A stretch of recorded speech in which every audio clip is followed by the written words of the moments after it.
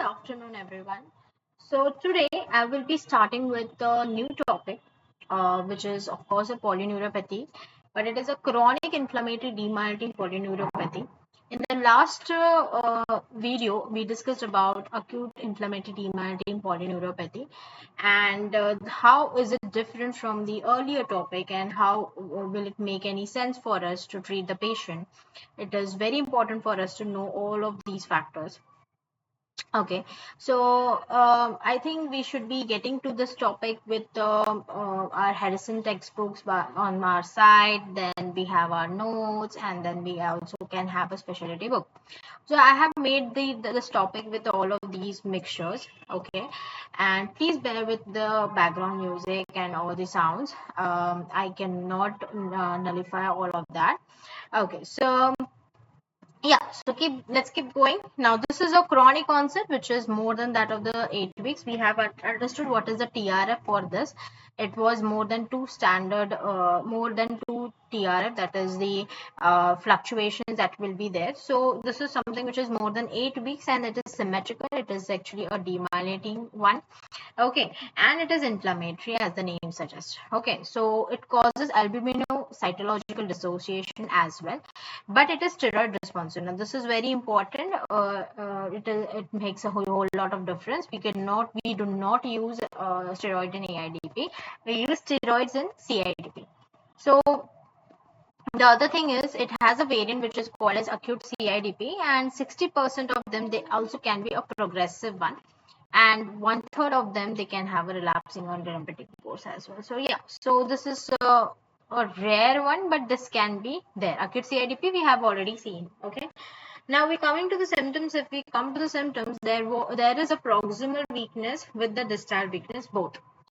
There was a proximal weakness in AIDP and it was sensory as well as motor. Here it is proximal as well as a distal type of the weakness. Okay, then there would be a proximal more than the distal. Facial involvement would be there, which can be like less than 5%. Facial nerve palsy could be also involved. Then there could be a papilledema and there are tremors. So these are the few symptoms, like 4 symptoms that is important for us to know. First of all, it is a chronic inflammatory condition, but it involving a proximal as well as the distal part. It has a tremors, it has a papilledema, and it has a facial involvement as well in less than 5% of the patients. Okay, so these are the things. Now, it is different from that of the AIDP in these 4 things. So that's why I have highlighted these 4 symptoms. Okay, and of course, it is a chronic onset. Okay, so when it comes to that of a chronic inflammatory demyelinating polyneuropathy, we have certain antibodies which would be associated. Okay, so if we're talking about the antibodies, then it is an IgG4 antibodies which is against the contactin 1 and or neurophysin 155. Now people preparing for INI, I think this will be a very important for you INISS, because they ask these kind of things. But if you compare with the NEET SS, it was neither so very good exam. It was a kind of a tough exam, and people who have really prepared for the NEET SS, they have secured a good rank, and it was really a tough exam. So you cannot say that ANI only or the NEET SS only people ask this. But yeah, overall, if you see, the ANI can ask such questions like IgG4 antibodies against the contactin 1 or neurophysin 155.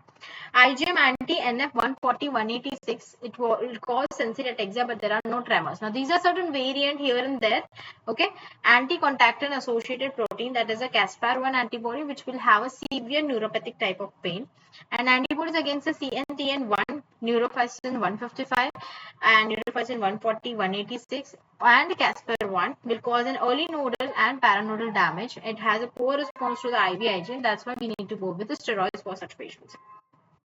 Okay, so we will be talking about this in a later session also, because I found that Harrison has included in this edition this topic, and this topic was a bit different in this year's edition. Okay, so that's why I have the antibodies part I have also repeated again in later session of this video. The next thing is the biopsy. We have a onion bulb changes in the biopsy, and these are the imbricated layers of attenuated Schwann cells processes surrounding an axon due to the demyelination. This is important. Okay, so onion bulb changes is because of demyelination and remyelination. Okay, So IgG4 antibodies against the contactin 1 or neurophysin. This is important one. Okay. So when it comes to the variants, we have certain variants. Now, this was earlier being used. Just remember the name. It is a chronic immune sensory polyradiculopathy, chronic inflammatory lumbosacral plexopathy, distal acquired demyelinating sensory neuropathy, multifocal acquired demyelinating sensory and motor neuropathy, chronic ataxic neuropathy, ophthalmoplegia, immunoglobulin M paraprotein, cold agglutinin, diacylocin, antibodies, kind of more. Okay, so this was earlier being used. Now it is not very much used. Okay. And because there is a new classification based on the antibodies now, so this is a bit worn out. Okay. Now we coming to the axonal and the CIDP, right? So CIDP means it is a demand, and axon means it is an axonal one. So there are certain changes, right? Of course, we have to go with the SNAP, then we can go with the CMAP values. So what is the differences? So when it comes, it is the CMAP which will be decreased, SNAP will be amplitude will be decreased. So these are the amplitudes have been affected in case of axonal one. But when it comes to that of the temporal dispersion or say latency period, this all the conduction velocity and everything, this is something which is a demyelinating part. Okay, so on the biopsy, we will be having the axonal loss, and in case of CIDP, it is the onion bulb with that of the inflammation in case of CIDP. Okay, so here we had the AIDP, we have the Brighton's criteria. Now over here we have a mandatory clinical criteria, mandatory exclusion criteria, investigation. It is almost the same, but progressive more than 8 weeks should be there. Then symmetrical proximal as well as distal and hyporeflexia, areflexia. So the only hyporeflexia, areflexia is the same point. Other than that, it is 12 hours to 28 days is the period for which we will be considering as AIDP. Okay, and it is the bilateral flaccid type of the weakness. Over here, it is the proximal as well as the distal type of the weakness.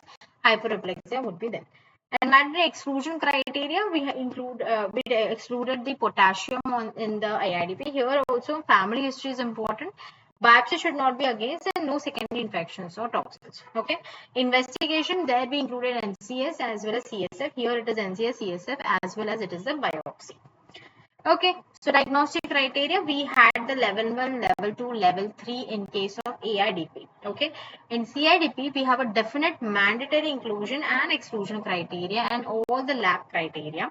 Probable, definite and probable. Probable, that means it is a mandatory inclusion, exclusion criteria and 2 of the 3 of the lab criteria. Remember lab criteria, there it was only 2. Over here it is 3, NCS, CSF and biopsy. And then possible mandatory exclusion and inclusion criteria in one of the 3 lab criteria. There it was level 1, level 2, level 3. Okay. Okay, so coming to the secondary CIDP, now this is very important part because in every diabetes patient or in every case of the hepatitis patient or in autoimmune condition, you have to think of CIDP if the patient is saying that he has a proximal as well as distal weakness. Variable type of the weakness, not I'm saying that 0/5 is a power or say like that, but yes, there could be a variable type of weakness. So infections like HIV and hepatitis is one of the considerable factor for CIDP. Another thing is the inflammation, inflammatory bowel disease and SLE. The drugs like tacrolimus, etanercept and infliximab can make a huge difference. The other thing is the diabetes. The thing is the malignancy like melanoma or Hodgkin's lymphoma, plasmacytoma, POEMS. These are the very important risk factors for CIDP.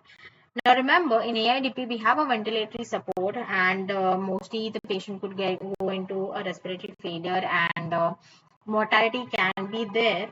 But over here, if you see, mortality is not so much, autonomic involvement is not so much, and ventilatory support is also not needed much. Okay, so when it comes to the treatment part, we said that we could also use steroids in such patient, and we can use IVIG and we can use the plasmapheresis as well in such patients. Okay, when it comes to the AIDP, we always use the IVIG or the plasmapheresis. Okay, so plasmapheresis, IVIG, steroid sparing agent and steroids. So this is a chart. The treatment part includes if there is only a mild deficient. If there is only a mild deficient, we need to go with only the observation is important in such patient. Okay. Over there also, if it was a progressive weakness, then only we treated the patient. When it comes to functionally deficient patient, so functionally deficient patient, we go with the IVIG, that is 0.4 gram per kg, that that is for 5 days. There we use 2 gram per kg. Okay, here it is 0.4 gram per kg for 5 days. And if you see that within the 3 to 6 weeks there is certain improvement, we can go with the monthly injections, and then if there is a relapse, then again we have to go with the same with the prednisolone. Otherwise, we can also use a prednisolone, okay, that is 60 to 80 milligram per day, and we can go again same for 3 to 6 weeks, and then we see if there is any improvement. Tapering of the dose could be scheduled for such patient. We can also go with the plasma exchange, that is 2 to 3 times a week for 6 weeks. And after 6 weeks, if there is improvement, then we have to taper it off and go with the steroids for such patients.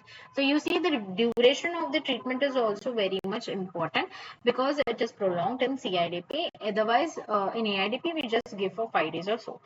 And severe disease non-ambulatory, then we have to go with the plasma exchange, that is for 2 to 3 weeks, and 2 to 3 times a week, that is for 6 weeks. And prednisolone could be along with it given. So in case of severe disease, we give a combination therapy. We could see that. Okay, so this is important treatment on the treatment basis. Now there are certain few theories why steroids should not be used, why in AIDP. So there is a myelin strip that would be there in case of the AIDP, right? So myelin is damaged, right? So because of the macrophages that come up, and we have seen T cells are the one which are making a problem, creating a problem for us. When we give a steroid to such patient, the macrophages, they completely die off. Okay, so they die off, and that's why they won't be able to eat the whatever the bad myelin is left.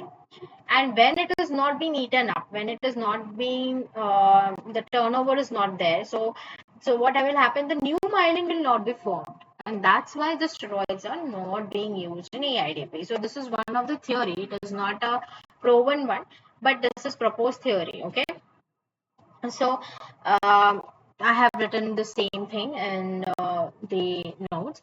In case of the, if we see about the CIDP, so when it is steroids have been given as an it is a cell mediated immunity that plays a role in case of a CIDP.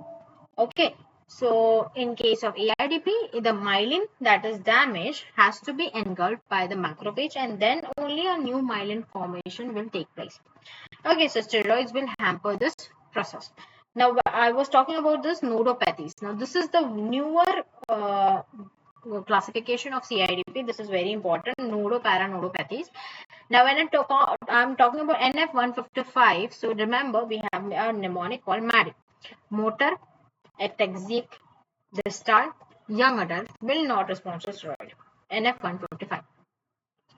CNTN1, motor, same. Ataxic is not there. Distal is there. Okay. Ataxic is there. Distal is there. And we have motor. Okay. Young onset is not there. Associated with nephrotic syndrome. CNTN1. Then next is anti-Caspar. Anti-Caspar is something which is the see it is the bad one. Okay. So it will have a multiple things. Remember like that. Okay. So if we see, it has a multiple one. So anti-Caspar, it is something which is the motor, it is the distal, and it is the neuropathic pain, which is important. And occasionally there could be a cranial nerve and respiratory failure as well. And then if we talk about NF186, which is actually a motor rather than the sensory one, and cranial with a bulbar involvement is there, and can cause quadriplegia with respiratory failure. Okay. So that was all about the nodopathies and paranodopathies. Now this is a really important topic in view of all our symptoms, all our patients, all the neurology, and whatever you are treating the patient, whatever you are reading, and then according to the guidelines, newer guidelines, you have to treat the patient. Okay. And yeah, so I hope you have enjoyed this video. So I will come up with the next topic again. Thank you so much for watching.